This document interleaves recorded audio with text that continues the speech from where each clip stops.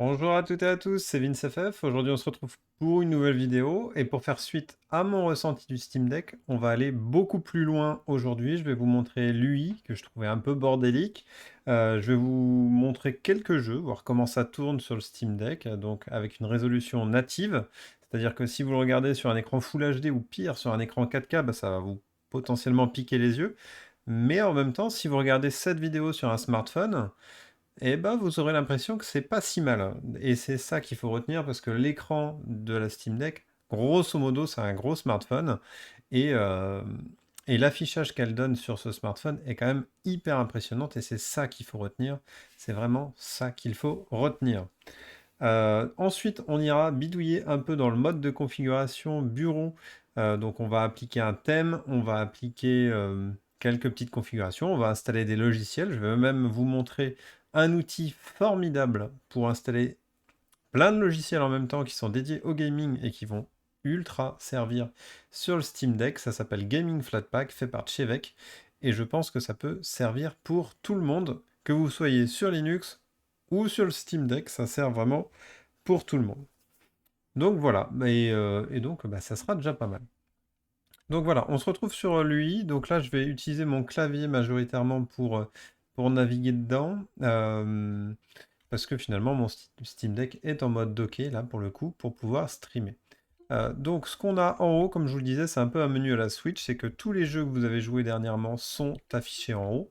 Donc moi je trouve ça plutôt pas mal, c'est très propre, hein. Si je veux retourner sur Forza Horizon 5, c'est très rapide. Euh, et ainsi de suite si je veux changer de jeu à la volée. Ensuite, ça commence à être un peu plus bordélique, c'est-à-dire que là on a les nouveautés, donc des news. En fonction de ce que vous jouez, on a les contacts, la liste de contacts avec les succès qu'ils ont gagnés dernièrement. Et on a les recommandations. Par exemple, si vous voulez acheter un nouveau jeu et que vous ne savez pas vraiment quel jeu acheter, vous avez les recommandations de Steam sur quel jeu jouer. Et voilà. Et ensuite, on a les offres spéciales qu'on voit pas forcément très bien. Donc là, par exemple, c'est la franchise Far Cry. On a les tendances chez mes contacts, mais je trouve ça pas clair, je trouve ça un peu brouillon. Même si c'est plutôt joli dans l'ensemble, je trouve ça quand même relativement brouillon. Voilà. Bon, après, c'est mon avis, hein. Ensuite, si vous appuyez sur la touche Steam, du coup, vous avez un menu à gauche. Donc, vous pouvez choisir de rentrer dans votre bibliothèque. Donc là, c'est là où vous aurez tous vos jeux qui sont installés. Donc là, voilà les jeux que j'ai installés actuellement sur ma Steam Deck. Si je vais à gauche, donc là, c'est tous les jeux que je possède sur mon compte Steam, que je peux installer directement. Ensuite, j'ai tous les jeux qui sont, on va dire, validés par Steam en étant compatibles au maximum du maximum avec le Steam Deck. Ça ne veut pas dire que j'ai que 60 jeux sur mes 173 jeux qui fonctionnent. Par exemple, si je regarde là, je passe de F1 2020 à God of War, donc j'ai pas Forza Horizon 5.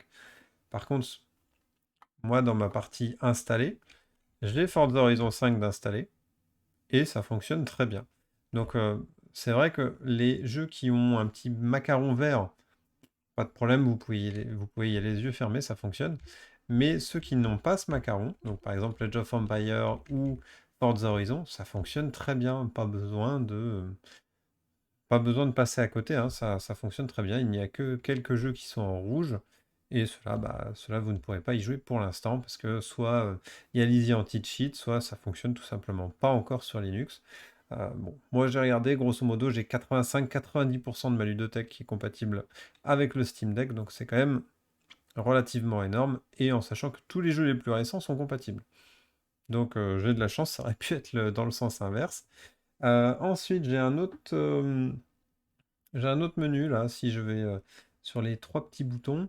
Donc là, je peux régler la luminosité de mon écran, l'audio. Idem pour le micro, il y a un micro qui est directement intégré au Steam Deck qui fonctionne très bien. Les vibrations en jeu, le mode avion, le mode Bluetooth, c'est pas mal parce que c'est fait directement pour être fait en tactile. Je trouve que ça répond bien. En plus, ça répond bien aussi en version manette. Donc là, c'est les performances. Si jamais on voulait changer les performances, moi j'aime pas trop toucher là-dedans. Je laisse par défaut.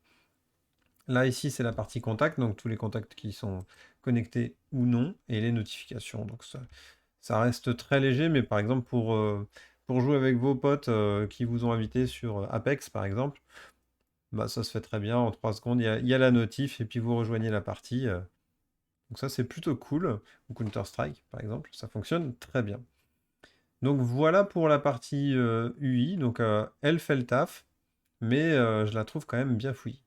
On va lancer quelques jeux, par exemple Forza, là j'étais en relative... Enfin c'est le dernier jeu que j'ai lancé. Donc au premier lancement, le chargement est assez long parce qu'il va y avoir toute la configuration Proton, le téléchargement de Steam Cloud qui se fait. Mais une fois fait, bah, grosso modo ça marche relativement bien.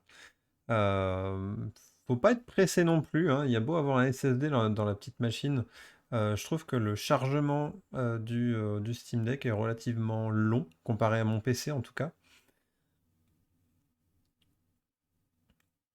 Tac. Donc là, je vais lancer Forza Horizon 5, qui est sûrement le jeu le plus lourd que j'ai sur mon Steam Deck. Donc graphiquement, vous allez voir que c'est pas la folie graphique. Surtout si vous regardez cette vidéo sur un écran 4K, ou 30 ou 40 pouces, ça peut vous piquer les yeux, surtout si vous avez l'habitude de Forza Horizon 5 avec votre PC, donc PC gamer, ou avec votre Xbox Series X. Là, clairement, ça peut vous piquer les yeux. Mais n'oubliez pas que là, on est en train de jouer sur un Steam Deck qui fait 6, enfin 7 ou 8 pouces, et du coup, ça n'a strictement rien à voir. Sur un écran 7 ou 8 pouces, c'est quand même assez bluffant, ça fonctionne très bien. Euh, D'ailleurs, je vous engage à regarder cette vidéo sur une Switch, si jamais vous voulez voir à quoi ça correspond. Et vous verrez que c'est quand même pas mal. Donc voilà, on va attendre le chargement. Donc là, c'est quand même super cool, hein, pouvoir jouer à Forza Horizon 5 sur un Steam Deck. Plutôt cool. Donc là, je vais y jouer au clavier parce que du coup, j'ai pas la machine dans les mains. Donc pour pouvoir streamer, c'est tout simple, hein. J'ai acheté un petit dock qui m'a coûté 10 euros, 15 euros. Un câble HDMI, un boîtier de capture à 10 euros sur Amazon. Donc ça se fait très bien. Puis j'ai branché mon clavier et mon souris à mon dock et puis c'est fini. Donc voilà, donc là on est connecté, hein, on est rentré dans le jeu. Donc voilà, donc là le jeu, moi je le trouve plutôt propre, hein. Donc on va avancer un peu. Donc le jeu est en 60 FPS sur Forza Horizon. Alors j'espère que la capture arrivera à fournir du 60 FPS. C'est la première fois que je teste ce boîtier de capture. Sachant que mon boîtier de capture 4K galérait avec le Steam Deck. J'ai dû acheter un boîtier de capture bas de gamme. Étonnant, mais bon, soit. Donc moi je trouve que ça fonctionne très bien. Là je suis en direct sur OBS, donc là je vois que visuellement, moi ça me plaît bien. Alors que je suis sur un écran 34 pouces là, hein. Faut se dire ça, c'est que c'est une petite machine à 600 euros qui fait fonctionner ça. Et encore, même à 419, elle fait fonctionner ça. Je trouve que c'est plutôt impressionnant. Donc on est niveau performance entre middle et low. Donc on est vraiment enfin, bas, voire milieu de performance. Mais encore une fois, sur un écran de cette taille-là, c'est bluffant. C'est ça qui est fou. Ouais, parce qu'il faut se dire qu'on est sur une résolution de 1200 par 800, grosso modo. Donc si je le compare à mon écran 2K sur lequel je suis en train de faire la vidéo là, j'avais fait le calcul avec ma calculatrice, j'ai 3,5 fois plus de pixels à charger sur mon PC que sur le Steam Deck.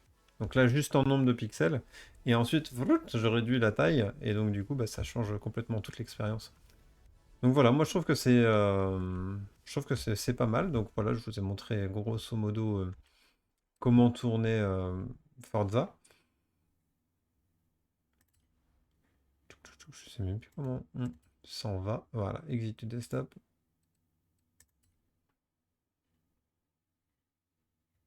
J'ai essayé de faire un petit Alt F4 la dernière fois et je vous déconseille. J'ai dû redémarrer la machine après un Alt F4. Horizon, donc c'est un gros jeu, Trials of Mana. On peut essayer un petit jeu indé. euh, Voir si ça tourne différemment. Donc par exemple, Hades, c'est mon jeu préféré du moment.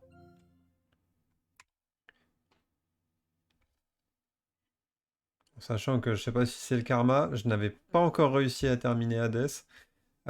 Du coup, j'ai essayé sur le Steam Deck et dès la première partie, j'ai tué Hades. Complètement dingue. Mais c'est vrai en plus.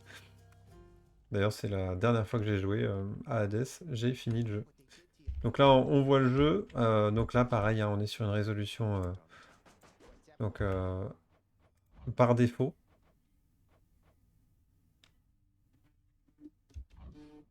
Moi, je suis plutôt content, hein. Franchement, ça marche très très bien. Je sais pas ce que ça va rendre sur la copie globale. J'espère que ça sera pas trop dégueulasse. Mais sachez qu'à jouer, en tout cas, on est en 60 FPS, ça fonctionne très bien. Et vous voyez que pour passer d'un jeu à un autre, bon, c'est pas aussi rapide que sur une Xbox ou sur une Switch. Faut quitter les jeux, faut... Après, on peut utiliser les menus, mais des fois, ça bugouille un peu. Mais ça reste que ça fonctionne très bien, tu vois. J'ai quand même joué à deux énormes jeux enfin, qui sont ultra connus, ultra populaires. Et voilà, quoi, ça fonctionne très bien. Donc je vous propose qu'on rentre un peu plus dans le détail en mode configuration maintenant. C'est-à-dire que là, on peut pas trop pimper lui. Par contre, en dessous, on est quand même sur un Linux. Et là, on peut jouer un peu plus. Donc je vous propose qu'on joue tout de suite. Schlack, donc on se retrouve du coup sur le bureau Linux, hein, KDE, donc sur le bureau que propose le Steam Deck. Évidemment, vous allez trouver ça gros, mais n'oubliez pas que sur un petit écran de Steam Deck, et ben, en fait, ça rend pas si grand que ça. Et c'est tout juste lisible. Enfin, ça fonctionne bien, c'est plutôt bien choisi. Mais c'est vrai que là, sur la vidéo, ça peut vous paraître énorme si vous regardez ça sur un grand écran. Donc, qu'est-ce qu'on retrouve? Donc, en fait, on se retrouve avec une interface qui ressemble beaucoup à ce que vous retrouvez sur Windows. Donc on a un menu démarrer où toutes les applications que vous allez installer vont se retrouver ici. Donc moi je trouve ça plutôt cool. On retrouve un système settings, donc c'est là où tous les paramètres, vous allez pouvoir bidouiller pas mal de paramètres. On va retrouver Discover. Donc Discover, c'est un store, hein, comme le Microsoft Store, l'Apple Store, ainsi de suite. Donc ça c'est pas mal, hein. Par exemple, si voulez installer plusieurs applications, des émulateurs, des nouveaux jeux, euh, plein de choses, OBS, LibreOffice si vous voulez faire du traitement de texte sur votre machine. Il y aura énormément d'applications. Moi j'ai installé par exemple OBS, donc pour capturer. J'ai installé Discord, j'ai installé Heroic Games Launcher, donc là, ça c'est l'Epic Game Store. J'ai installé Lutris qui va me permettre d'ajouter Battle.net par exemple, qui va me permettre d'ajouter Origin, qui va me permettre d'ajouter Ubisoft Connect, et qui va me permettre d'ajouter quelques émulateurs aussi. Donc c'est quand même une application qui est intéressante. Et là on voit du coup toutes les notifications. Donc, voilà, c'est plutôt classique. Donc ça ressemble beaucoup à ce qu'on retrouve sur Windows. Donc c'est vrai que malgré qu'on soit sur un Linux, l'interface ressemble grosso modo à Windows. Moi je trouve en tout cas. C'est juste plus joli visuellement. Donc vous avez le choix sur plusieurs thèmes, donc entre le light, le dark. Si vous allez un peu plus loin dans Appearance, vous retrouverez du coup Vapor, Breeze Twilight. Donc après, c'est vous qui voyez en fonction de vos goûts et vos couleurs, en sachant que les thèmes sont tous un peu modifiables. Je crois pas qu'on puisse en télécharger encore. Putain, je galère avec ma souris là. Non, je pourrais pas aller plus loin. Donc je crois pas qu'on puisse en télécharger d'autres. J'avais fait l'essai et ça fonctionnait pas. Peut-être que c'est le thème que j'avais choisi qui ne fonctionnait pas.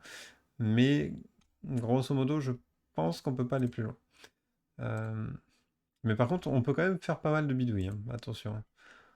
Donc là, on a le choix des couleurs, on peut mettre les couleurs spécifiques d'accentuation. Bah, en fait, on se retrouve sur un KDE, hein. Si vous connaissez déjà KDE, c'est grosso modo un KDE. Ça fonctionne très bien, c'est plutôt sympa, plutôt joli. Moi, j'apprécie beaucoup KDE, donc ça me va très bien qu'ils aient choisi KDE. Ensuite, on se retrouve avec Firefox, en sachant que la première fois, Firefox n'est pas installé, c'est juste un bouton pour aller vers Discover, pour télécharger Firefox, donc il faut l'avoir en tête. Il faut une connexion Internet de toute façon pour aller sur Internet, donc jusque-là, pas de problème. Du coup, vite fait, le clavier à la base, il est en anglais quand vous démarrez le Steam Deck. Il faut juste faire un clic droit, préférence, et aller dans Input Method et faire Add. Et là, vous choisissez French, et du coup, ça sera OK. Vous aurez le système en français. Donc voilà, ça prend 2 minutes. Enfin non, vous aurez le clavier en français, le système ne peut pas se mettre en français encore. Là, il est bloqué sur américain. Je sais pas s'ils vont le débloquer, ça serait pas mal, même si c'est un peu orienté bidouille. Après, je ne sais pas si on peut ou pas. Moi, je l'ai essayé avec la méthode classique Linux, ça ne fonctionne pas. Après, il va falloir, on va dire, rentrer dans un niveau de bidouille un peu plus élevé. Donc, je préfère vous dire que de base, c'est en anglais, point barre, et on touche pas plus loin, ça évite d'ajouter des risques à votre machine. Maintenant, j'ai quand même un utilitaire à vous présenter. Ça s'appelle Gaming Flatpak. Vous le retrouvez sur Internet, donc il faut aller le télécharger. Euh, j'ai été le télécharger ce matin, donc en principe. euh,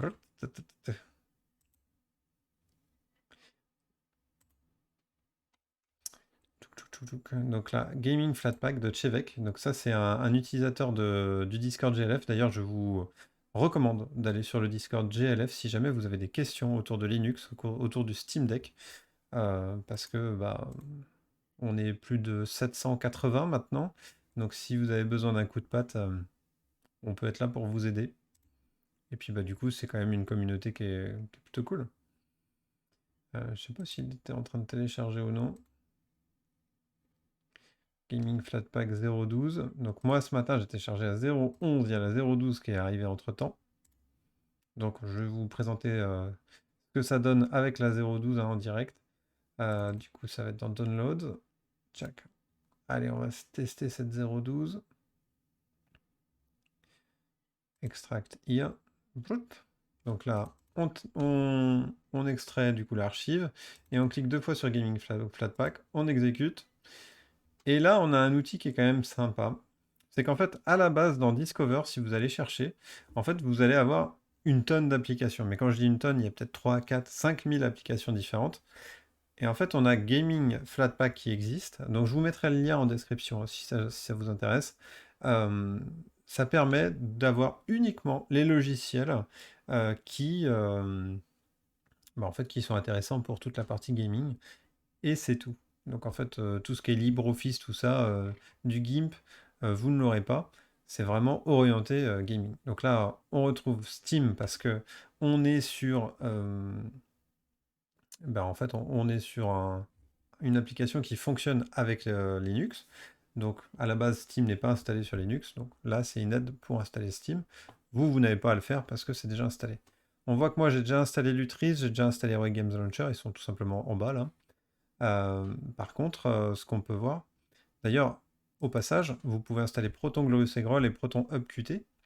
On en parlera peut-être dans une prochaine vidéo, qui vous permettent de booster vos compatibilités, vos performances en jeu sur le Steam Deck. Donc ça, c'est intéressant de l'avoir. Donc on se retrouve avec énormément de logiciels. On a Bottles, par exemple, qui aide à démarrer des applications Windows sur votre Steam Deck ou sur Linux, évidemment.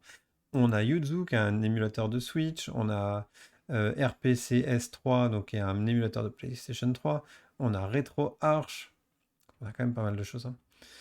Et je crois qu'il avait rajouté RetroDeck. Ah, voilà. Donc là, Chevek a rajouté RetroDeck, donc je le remercie déjà. Donc RetroDeck, c'est un utilitaire qui permet de faire beaucoup, beaucoup d'émulation sur Steam Deck. C'est un truc tout en un. C'est plutôt cool. On voit qu'on a aussi le Final Fantasy XIV Launcher. Donc si jamais vous êtes un joueur de Final Fantasy XIV, mais que vous n'avez pas installé, enfin que vous n'avez pas acheté Final Fantasy XIV sur Steam, vous serez très content que le 14 Launcher soit ici.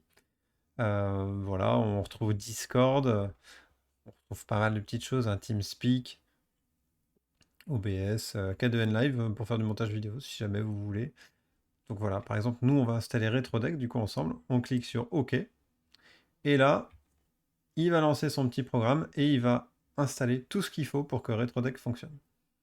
C'est magique, ça fonctionne très bien, ça fait plusieurs mois qu'on l'utilise, nous, côté de la communauté GLF. Et franchement, c'est vraiment pas mal. Donc, on se retrouve une fois que le téléchargement de RetroDeck est fini. Allez, à tout de suite. Tchac, donc, finalement, RetroDeck est installé, donc tout est OK. Si jamais vous vous posez la question comment mettre à jour ces applications, en fait, tout passera par Discover. Donc, en fait, Discover, si jamais il y a une mise à jour à faire, vous allez avoir un petit bandeau up to date. Et là, en fait, s'il y en a, bah, finalement, il va vous prévenir. Donc là, j'en ai pas, donc c'est parfait. Donc après, si vous voulez, vous pouvez faire en ligne de commande, mais ça sera juste un Flatpak update. Mais bon, là, on reste dans du basique. Sinon, en fait, à quoi ça sert du coup tous ces petits bidouilles?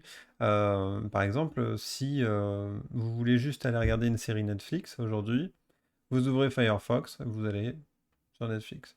Il y a quand même pas mal de choses qu'on peut faire hein, grâce à ce petit bureau. Moi, je trouve ça très intéressant. Enfin, ça devient vraiment un PC.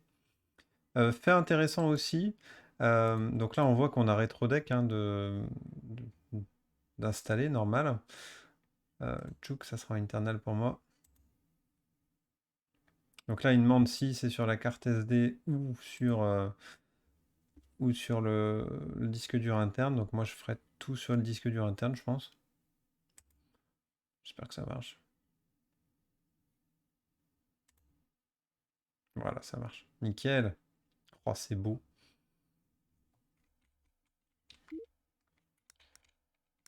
Donc là, justement, du coup, on va pouvoir installer tout. Enfin, du coup, il faut du RetroArch, il faut du. Donc là, on a vu RetroArch, on a vu l'émulateur de PlayStation 3, on a vu l'émulateur de Switch. On a aussi les autres émulateurs. Donc là, on voit qu'il faut installer d'autres émulateurs directement avec Flatpak. Donc avec le Gaming Flatpak, par exemple, vous les avez. Donc ça marche aussi très bien. Donc là, on va quitter, c'est juste pour vous montrer cette application. Et du coup, ça permet de mettre tous les émulateurs au même endroit. Donc c'est quand même plutôt intéressant. Donc là, je vous montre pas comment ça marche, je vous montre juste comment on peut s'en servir. Si vous avez peur que l'icône ne s'affiche pas, hein, vous inquiétez pas, il faut juste redémarrer la machine et une fois que la machine sera redémarrée, l'icône va arriver. En fait, c'était le cas sur toutes mes applications, mais dès qu'on redémarre, pouf. Vous voyez que du coup, on a Add to Desktop. Donc là, c'est juste pour mettre un raccourci sur le bureau. Add to Panel, donc ça ajoute un raccourci à gauche là. Pin to Task Manager, ça ajoute un raccourci directement au tableau de bord. Donc c'est un peu la même chose que l'autre, mais grosso modo c'est mieux. Enfin, avec l'habitude, vous comprendrez c'est quoi la différence. Et Add to Steam, donc ça c'est assez curieux, je vais vous le montrer. Donc en fait ça permet d'avoir directement un raccourci. En fait RetroDeck va être transformé en jeu et en fait vous allez pouvoir lancer RetroDeck directement depuis l'interface UI. Donc ça c'est quand même plutôt cool. À la limite on se retrouve directement sur l'interface UI et on va conclure cette vidéo qui commence déjà à être très longue. Donc voilà, on se retrouve sur l'interface du Steam Deck hein, classique.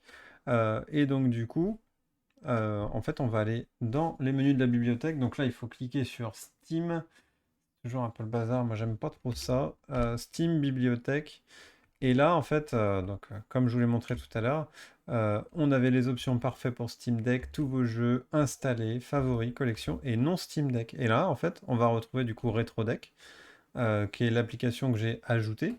Mais on avait aussi l'Heroic Games Launcher, qui est finalement l'Epic Games Store. Donc là, RetroDeck, je l'ai déjà lancé, donc on va pas le relancer. Ça fait exactement la même chose, mais par exemple, Heroic Games Launcher, si je le lance, en fait, finalement, au lieu d'avoir l'interface Steam Deck, je vais avoir l'interface de l'Epic Games Store. Donc par exemple, si je veux lancer mes jeux que j'ai sur mon Heroic Games Launcher, bah, ça se lance directement et c'est pas mal. Donc là, j'ai pas téléchargé le jeu. Enfin, pour être précis, j'ai plutôt effacé ceux que j'avais téléchargés. Mais ça fonctionne très bien, enfin comme sous un Linux classique. Donc là, moi j'ai mes jeux, j'ai Tony Pro Skater ou Sonic Mania. J'ai essayé Sonic Mania pour l'essai, il y a Kena aussi. Ça fonctionne vraiment très bien. Donc voilà, plutôt cool à savoir. Donc ça permet d'avoir un raccourci et de ne pas avoir à aller sur le mode bureau pour avoir par exemple Discord ou RetroDeck ou Heroic Games Launcher, donc c'est plutôt intéressant. Attention quand même à pas forcer le mode de quitter, parce que sinon, si vous faites par exemple un Alt F4, vous vous retrouverez dans la console. Donc là, il faudra rebooter la machine, parce que sinon, vous ne pourrez plus rien faire. Donc voilà, bah, j'espère que vous avez apprécié cette petite vidéo où on part un peu dans tous les sens entre l'UI du Steam, entre la configuration, entre le mode bureau, entre l'installation de quelques outils sur Flatpak. J'espère que vous avez réussi à me suivre. Si vous avez des questions surtout, n'hésitez pas à les poser en commentaire. N'hésitez pas à nous rejoindre sur le Discord si vous avez des questions techniques, si vous avez des problèmes sur le Steam Deck ou sur Linux. On sera heureux de pouvoir vous aider. Et puis, bah, si vous avez aimé la vidéo, n'oubliez pas de mettre un petit like. Allez, sur ce, je vous dis tchuss et à la prochaine.